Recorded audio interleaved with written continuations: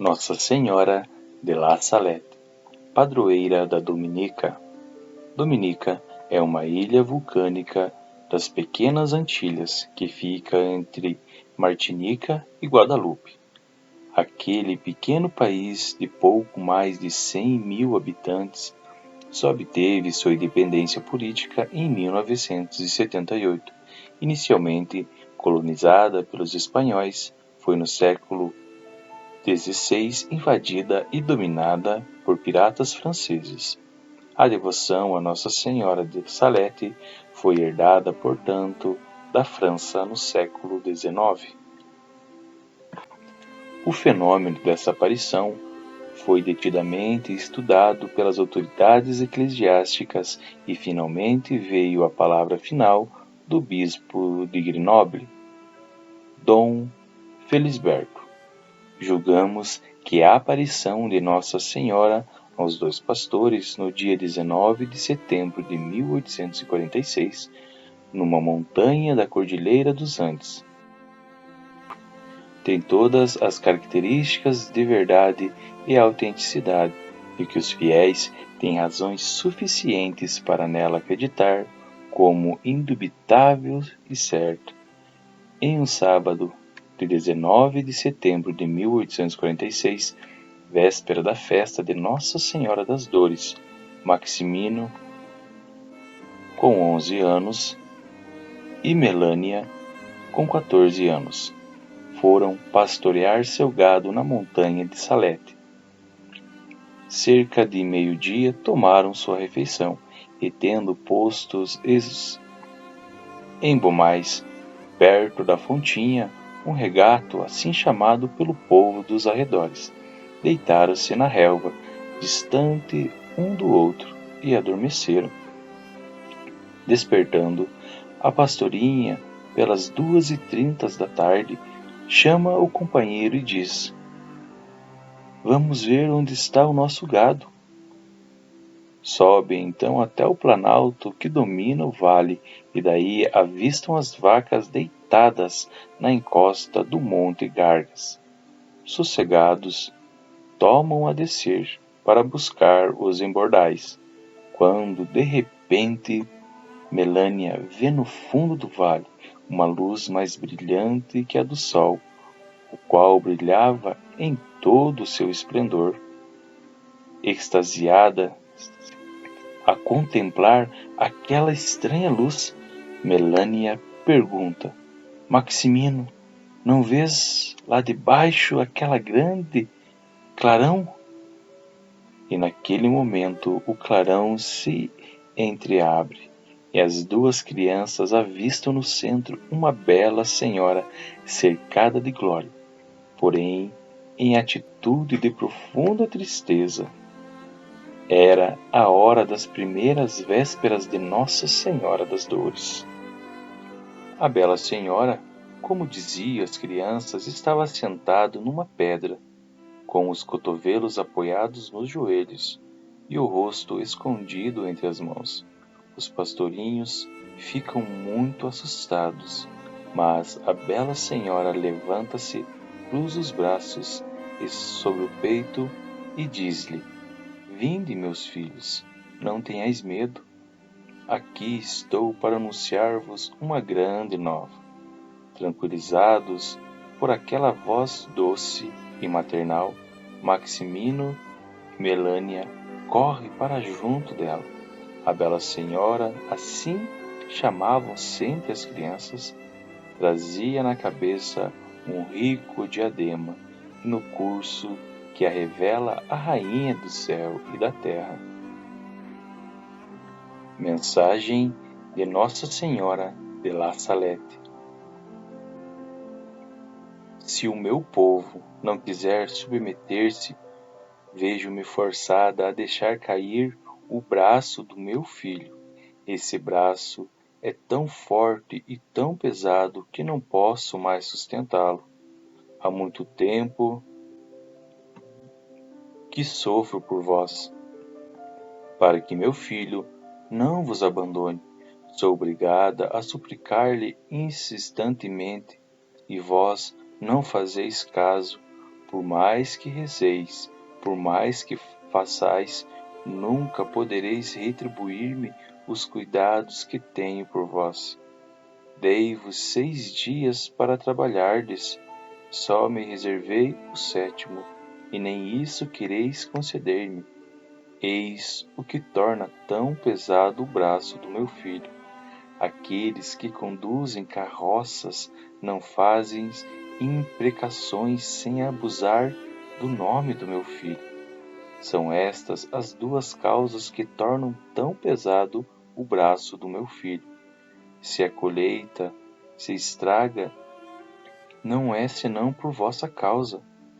Bem vô-lo mostrei no ano passado, com a colheita das batatas, e não fizerdes caso, ao contrário, quando as encontráveis estragadas, era então que praguejeis, falando sem respeito o nome do meu filho. Elas continuarão a estragar-se, e quando chegar o Natal, não haverá mais. Nesse ponto do discurso, Melânia olhou para Maximino, como que era para perguntar-lhe o que significavam as palavras da bela senhora. E então a Santíssima Virgem lhe disse: Não compreendeis o francês, meus meninos, vou falar-vos de outro modo. E repetiu no dialeto da própria região um trecho do discurso, a começar de se a colheita, e continuou no mesmo dialeto o seu discurso. Se tendes trigo, não o semeeis, porque tudo que semear será devorado pelos bichos, e o que amadurecer cairá no pó. Haverá uma grande fome.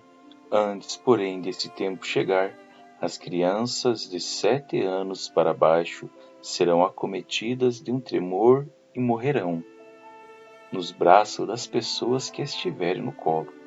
Os outros farão penitência por meio da fome. As nozes e as uvas apodrecerão. Dita essas palavras, a Santíssima Virgem continuou a falar, porém Melânia nada mais ouvia, é que Maximino recebia um segredo. Logo depois, a Santíssima Virgem confiava também a Melânia um segredo, e Maximino, por sua vez, nada ouvia. Em seguida, a bela senhora prosseguiu seu discurso de modo a ser ouvida pelos 2 pastorinhos, dizendo-lhes: Se se converterem, as pedras e os rochedos se mudarão em trigo, e as batatas aparecerão semeadas na terra. Fazeis bem vossas orações, meus filhos?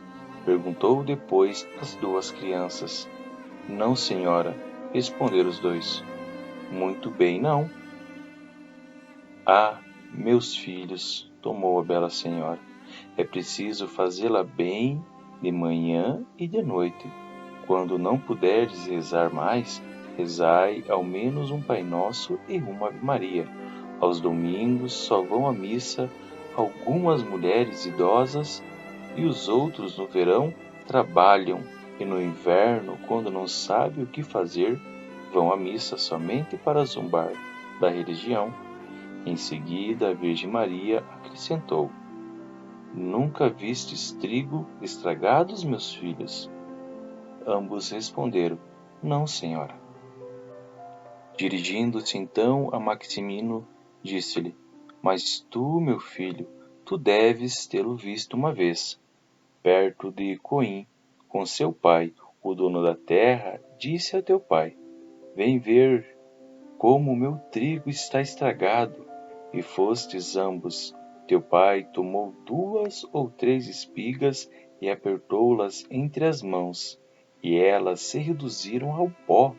Depois, ao voltardes para casa, teu pai te deu um pedaço de pão, dizendo-te: Toma, meu filho, come pão ainda este ano, porque não sei no que comerás no ano vindouro.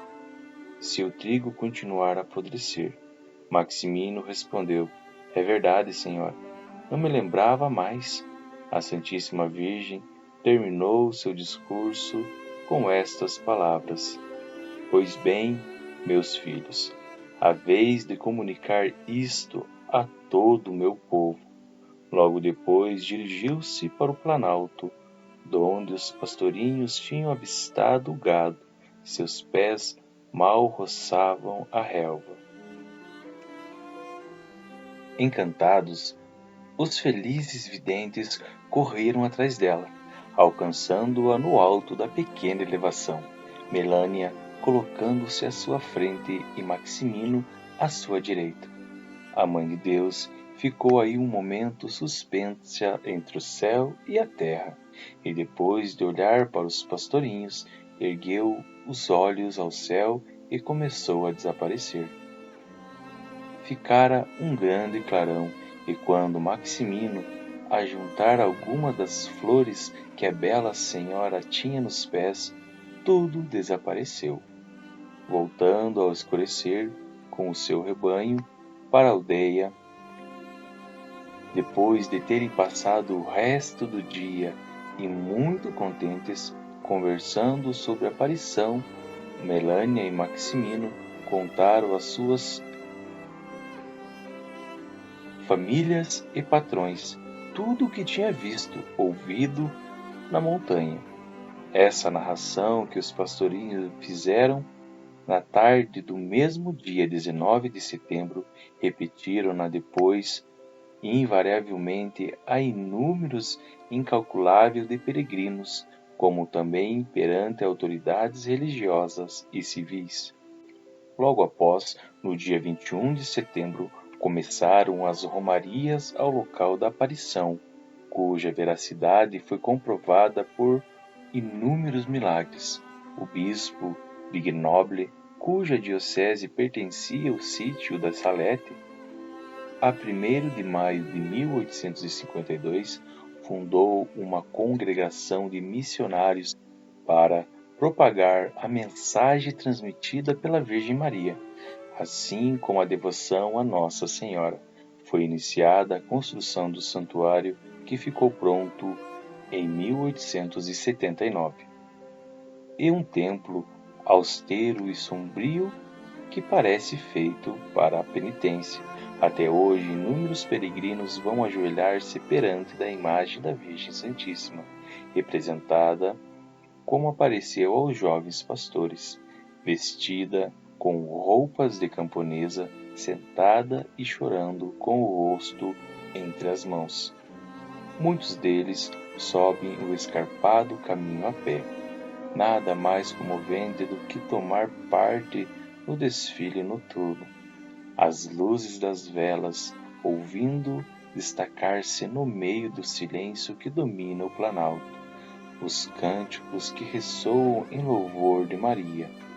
Maximino morreu ainda jovem, mas Melânia faleceu somente em 1904, em ardor de santidade, depois de uma vida repleta de trabalhos e aflições, como uma das fundadoras das Filhas do Zelo do Divino Coração de Jesus.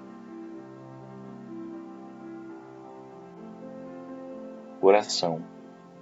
Lembrai-vos, ó Nossa Senhora de Salete, das lágrimas que derramastes no Calvário. Lembrai-vos também dos angustiados cuidados que tendes por mim para livrar-me da justiça de Deus. Depois de terdes demonstrado tanto amor por mim, não podeis abandonar-me. Animado por este pensamento consolador, venho lançar-me aos vossos pés, apesar de minha infidelidade e ingratidões. Não rejeiteis minha oração, ó Virgem Reconciliadora, mas atendei-me e alcançai-me a graça que tanto necessito. Ajudai-me a amar a Jesus sobre todas as coisas. Eu quero enxugar as vossas lágrimas por meio de uma vida santa, e assim merecer um dia viver convosco e desfrutar a felicidade eterna no céu. Amém.